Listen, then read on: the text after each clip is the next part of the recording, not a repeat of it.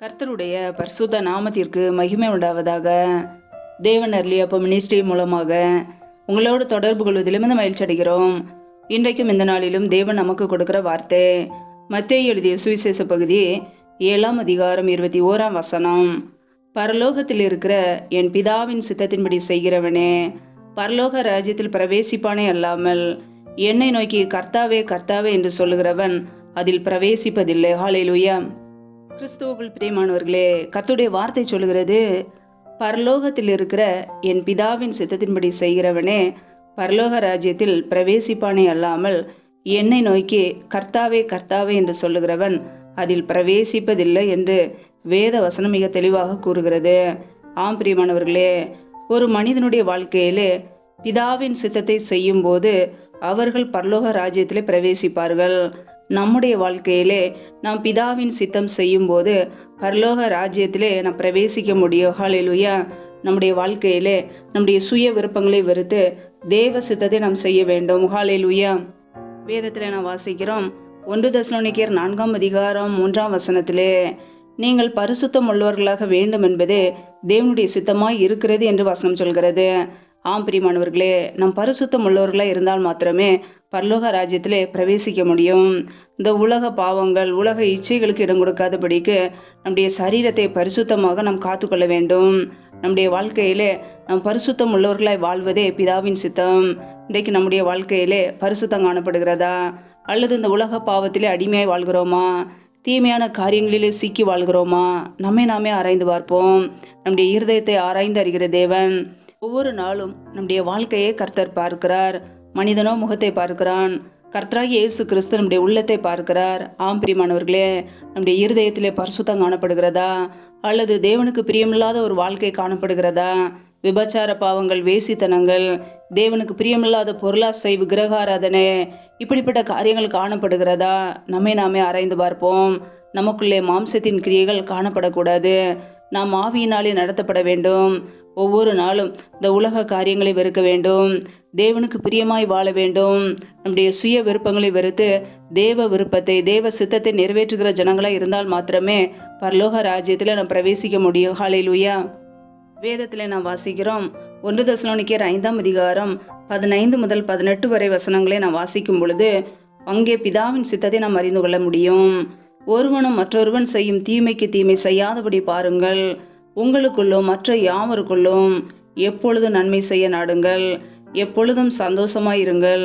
இடைவிடாமல் ஜெபம் பண்ணுங்கள். எல்லாவற்றிலையும் ஸ்தோத்திரம் செய்யுங்கள். அப்படி செய்வதே கிறிஸ்து இயேசுவுக்குள் உங்களை குறித்து தேவனுடைய சித்தமாய் இருக்கிறது என்று வசனம் சொல்கிறது. ஆம் பிரியமானவர்களே, ஒருவனும் மற்றொருவன் செய்யும் தீமைக்கு தீமை செய்யாதபடி பாருங்கள். கர்த்தருடைய பிள்ளைகள் பரலோக ராஜ்யத்திற்கு செல்ல வேண்டும் என்றால் தீமைக்கு தீமை செய்யக்கூடாது. எப்பொழுதும் நன்மை செய்கிற ஜனங்களே நாம் இருக்க வேண்டும். தீமையான காரியங்களை விட்டு விலகி நன்மை செய்ய வேண்டும். ஹல்லேலூயா. எப்பொழுதும் சந்தோஷமாய் இருங்கள் என்று கர்த்தருடைய வார்த்தை தெளிவாக கூறுகிறது. ஆம் பிரியமானவர்களே, நாம் எப்பொழுதும் கிறிஸ்துவுக்குள்ளே சந்தோஷமாக இருக்க வேண்டும். உலக காரியங்களை குறித்து கவலைப்படாதபடிக்கு நாம் எப்பொழுதும் சந்தோஷமாய் இருக்கும்போது அது பிதாவின் சித்தமாய் இருக்கிறது. சத்துருவானவன் நம்முடைய வாழ்க்கையிலே பல பாடுகளை உபத்திரவங்களை கொண்டு வருவான். நம்முடைய சந்தோஷத்தை கெடுக்க பல தீய ஆலோசனைகளை போடுவான். கர்த்தருடைய பிள்ளைகள் அதற்கு எதிர்த்து நிற்க வேண்டும். கர்த்தருடைய வார்த்தைக்கு கீழ்ப்படிய வேண்டும். எப்பொழுதும் சோர்ந்து போய் கவலையோடு இருக்காதபடிக்கு நம்முடைய பாரத்தை தெய்வ சமூகத்திலே அர்ப்பணித்து விட்டு எப்பொழுதும் கர்த்தரை துதிக்கிற ஜனங்களாய் அவரை ஸ்தோத்திரம் செலுத்துகிற ஜனங்களாய் நாம் இருக்க வேண்டும். ஹல்லேலூயா. இடைவிடாமல் ஜெபம் பண்ணுங்கள். ஆம் பிரியமானவர்களே, கர்த்தருடைய பிள்ளைகள் எப்பொழுதும் ஜெபிக்கிறவர்களாக இருக்க வேண்டும். அதிகாலையிலே ஜெபிக்கிற ஜனங்களாக இருக்க வேண்டும். இடைவிடாமல் ஜெபிக்கிற ஜனங்களாக இருக்க வேண்டும். எப்பொழுதும் ஜெப சிந்தையோடு இருக்க வேண்டும். தேசத்துக்காக ஜெபிக்கிற ஜனங்களாக இருக்க வேண்டும். மற்றவர்களுக்காக ஜெபிக்கிற ஜனங்களாக இருக்க வேண்டும். நம்முடைய ஜெபம் கர்த்தருடைய சமூகத்தில் எப்பொழுதும் இருக்க வேண்டும். நம்முடைய தேவன் ஜெபத்தை கேட்கிறவர். நாம் ஜெபிக்கும் பொழுது நமக்கு பதில் கொடுப்பார். ஹல்லேலூயா. அவருடைய சித்தத்தை நிறைவேற்றுவோம்.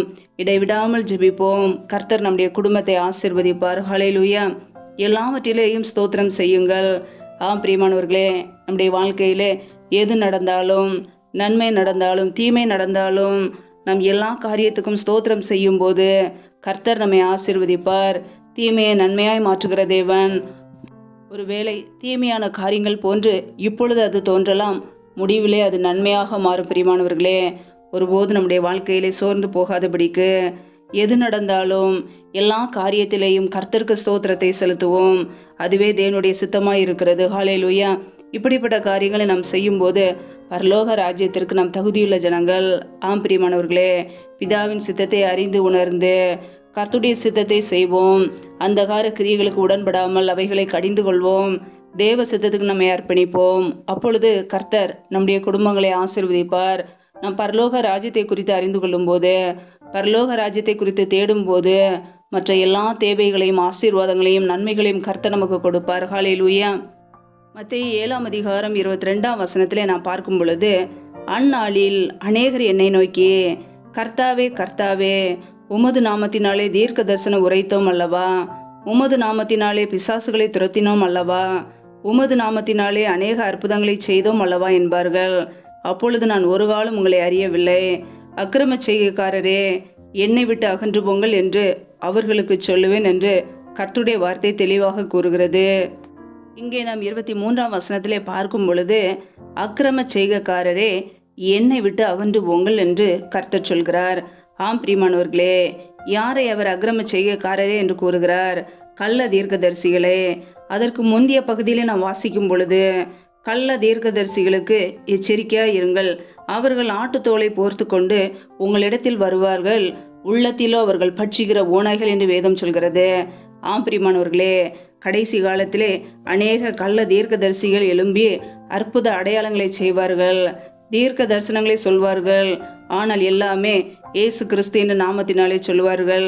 ஆம் பிரியமானவர்களே, ஆனால் இயேசு கிறிஸ்து அவர்களை பார்த்து சொல்லுகிறார், அக்கிரம செய்கைக்காரரே, என்னை விட்டு அகன்று போங்கள் என்று. ஆம் பிரியமானவர்களே, ஒரு மரத்தை நாம் எப்படி அறிந்து கொள்ள முடியும்? அந்த மரத்தின் கனியை வைத்துதான். நல்ல மரமெல்லாம் நல்ல கனிகளை கொடுக்கும், கெட்ட மரமோ கெட்ட கனிகளை கொடுக்கும். இன்றைக்கு அநேகருடைய வாழ்க்கையிலே கனி இல்லாத ஒரு வாழ்க்கையாக இருக்கிறது. கனி கொடாத மரமாக இருக்கிறார்கள். வேதம் சொல்லுகிறது, நல்ல கனி கொடாத மரமெல்லாம் வெட்டுண்டு அக்னியிலே போடப்படும் என்று. அவர்களுடைய கனிகளினாலே அவர்களை அறிவீர்கள் என்று. ஆம் பிரியமானவர்களே, கள்ள தீர்க்கதரிசிகளை நாம் எப்படி அறிந்து கொள்ளலாம்? அவர்களுடைய கனிகளினாலே. கனி கொடாத மரமெல்லாம் ஒரு நாள் வெட்டப்பட்டு போம். ஆம் பிரியமானவர்களே, நம்முடைய வாழ்க்கையிலே நாம் பிதாவின் சித்தம் செய்ய அழைக்கப்பட்டு இருக்கிறோம். அவருக்கு பிரியமுள்ள ஒரு வாழ்க்கை வாழ அழைக்கப்பட்டு இருக்கிறோம். ஆனால் கடைசி காலத்திலே கள்ள தீர்க்கதரிசிகள் எழும்பி அநேக தீர்க்க தரிசனங்களையும் அநேக அற்புத அடையாளங்களையும் பிசாசுகளை துரத்துவதிலும் இருக்கிறார்கள். ஆனால் கர்த்தர் சொல்லுகிறார், அக்கிரம செய்கைக்காரரே, என்னை விட்டு அகன்று போங்கள் என்று. ஆம் பிரியமானவர்களே, கர்த்தருடைய பிள்ளைகள் எச்சரிக்கையோடு இருக்க வேண்டும். கள்ள தீர்க்கதரிசிகளுக்கு எச்சரிக்கையாக இருங்கள் என்று வேதம் சொல்கிறது. ஆம் பிரியமானவர்களே, நம் கடைசி காலத்திலே எல்லா ஆவிகளையும் நம்பாமல் சோதித்து பார்க்க வேண்டும். நம்முடைய வாழ்க்கையிலே தேவ ஆவியினால் நிரப்பப்பட்ட ஜனங்களாக இருக்கிறார்களே என்பதை ஆராய்ந்து பார்க்க வேண்டும். எல்லா ஆவிகளையும் கர்த்தருடைய பிள்ளைகள் நம்பக்கூடாது. ஹல்லேலூயா. கடைசி காலத்திலே கள்ள தீர்க்கதரிசிகள் எழும்பி அநேக அடையாள அற்புதங்களை செய்கிறார்கள், பிசாசுகளை துரத்துகிறார்கள். ஆனால் இயேசு கிறிஸ்து கூறுகிறார், அக்கிரம செய்கைக்காரரே, என்னை விட்டு அகன்று போங்கள் என்கிறார். ஆம் பிரியமானவர்களே, அப்படிப்பட்டவர்களுக்கு பரலோக ராஜ்யத்திலே இடம் கிடையாது. ஆனால் நாம் அவருக்கு பிரியமுள்ளவர்களாய் வாழும்போது, பிதாவின் சித்தத்தை செய்யும் போது நமக்கு பரலோக ராஜ்யத்திலே கர்த்தர் இடத்தை வைத்திருக்கிறார். பரலோகத்தில் இருக்கிற என் பிதாவின் சித்தத்தின்படி செய்கிறவனே பரலோக ராஜ்யத்தில் பிரவேசிப்பான். நாம் பிரியமானவர்களே, நாம் பிதாவின் சித்தத்தை செய்வோம், கர்த்தருடைய பிள்ளைகளாய் வாழ்வோம், கர்த்தருடைய சித்தம் இன்னதென்று உணர்ந்து அதை செய்வோம். கர்த்தர் நம்முடைய வாழ்க்கையிலே நம்மை ஆசீர்வதித்து உயர்த்துவார். ஹல்லேலூயா. கர்த்தர் தாமே இந்த வார்த்தையின்படி உங்களை ஆசீர்வதிப்பாராக. ஆமேன். நாமே அவருடைய சமூகத்திலே தாழ்த்தி அர்ப்பணித்து ஜெபிப்போம். ஜெபம். எங்களை அதிகமாய் நேசிக்கிற எங்கள் அன்பின் பரலோக தகப்பனே, மெய் துதிக்கிறோம், ஸ்தோதரிக்கிறோம் அப்பா. இந்த நாளிலும் கூட உடைய வார்த்தைகளோடு எங்களோடு பேசினீரே, அதற்காக ஸ்தோத்திரம். ஒவ்வொரு நாளும் கனின்மணி போல எங்களை பாதுகாத்து கிருபையோடு ஜீவனோடு வைத்திருக்கிறீரே, அதற்காக நன்றி அப்பா. நல்லவரே மெய் துதிக்கிறோம், வல்லவரே மெய் துதிக்கிறோம், மகிமையுள்ளவரே மெய் துதிக்கிறோம். நேற்றும் என்றும் என்றும் மாறாத எங்கள் அன்பு நேசரே மெய் துதிக்கிறோம். ஜீவாதிபதி ஆனவரே மெய் துதிக்கிறோம்.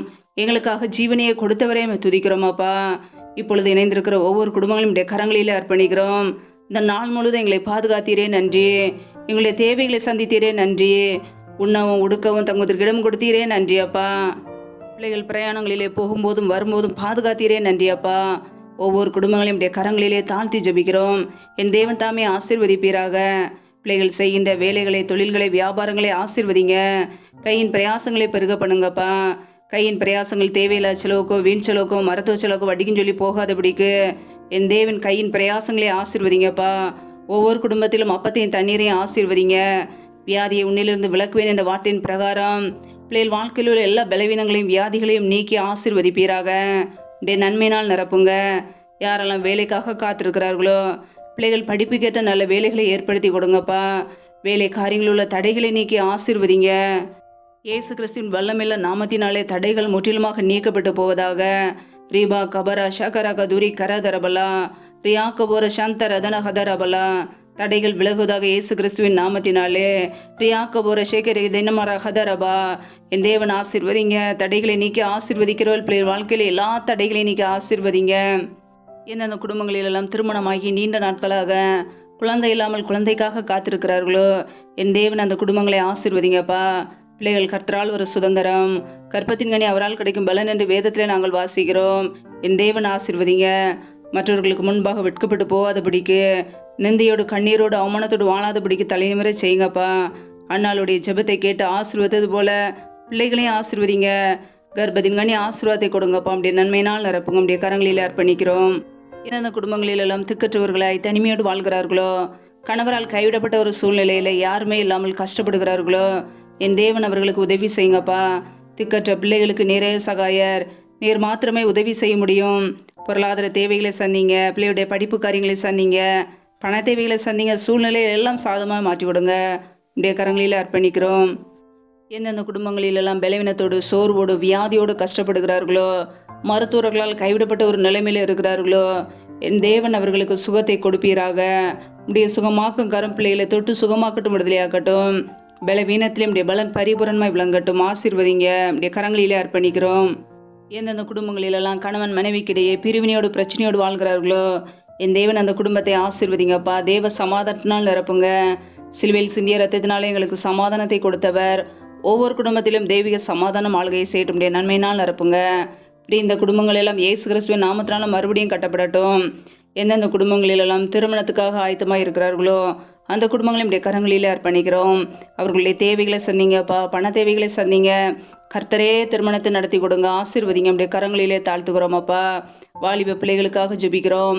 வாலிப வயதிலே உன் சிருஷ்டிகரை நினைந்தது போல பிள்ளைகள் கர்த்தரே நினைத்து வாழ அர்ப்பணிக்கிறோம்.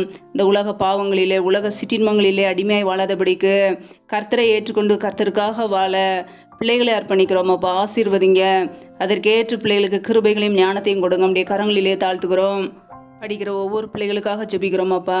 ஒவ்வொரு குடும்பங்களையும் ஆசீர்வதிங்க. தேவ ஞானத்தினாலும் தேவ கிருபையினால் நிரப்புங்கப்பா. உடைய கரங்களிலே அர்ப்பணிக்கிறோம். இரவு நேரத்தில் இன்பமான நித்திரை கொடுப்பீராக. சத்துரு கொண்டு வருகிற போராட்டங்கள், பிரச்சனைகள், தீமைகள், மரண பயங்கள், இருளின் அதிகாரங்கள், ஆபத்துகள், நாச மோசங்கள், தீமைகள், விக்னங்கள் எல்லாவற்றுக்கும் விலைக்குங்களை பாதுகாத்து கொள்ளுங்கப்பா. உடைய இரத்த கோட்டைகளை எங்களை அர்ப்பணிக்கிறோம். உடைய கிருபைகளை அர்ப்பணிக்கிறோம். அதிகாலையில் எழுந்து தேவ சமூகத்திலே காத்திருக்க கிருபதாங்க. முற்றிலுமாக அர்ப்பணிக்கிறோம். கர்த்தருக்கு பயப்படுகிற பெரியோரையும் சிறியோரையும் ஆசீர்வதிப்பேன் என்ற வார்த்தையின் பிரகாரம் ஒவ்வொரு குடும்பத்தையும் அளவில்லாமல் ஆசீர்வதிங்க. நன்மையினால் நிரப்புங்க. முற்றிலுமாக தாழ்த்தி வெறுமையாக்கி ஜெபிக்கிறோம். எல்லா துதி கன மகிமையெல்லாம் ஒருவருக்கே செலுத்துகிறோம். இயேசு கிறிஸ்துவின் மூலம் ஜெபிக்கிறோம் ஜீவனுள்ள நல்ல பிதாவே. ஆமேன். கர்த்தர் தாமே உங்களையும் உங்கள் குடும்பங்களையும் ஆசீர்வதிப்பாராக.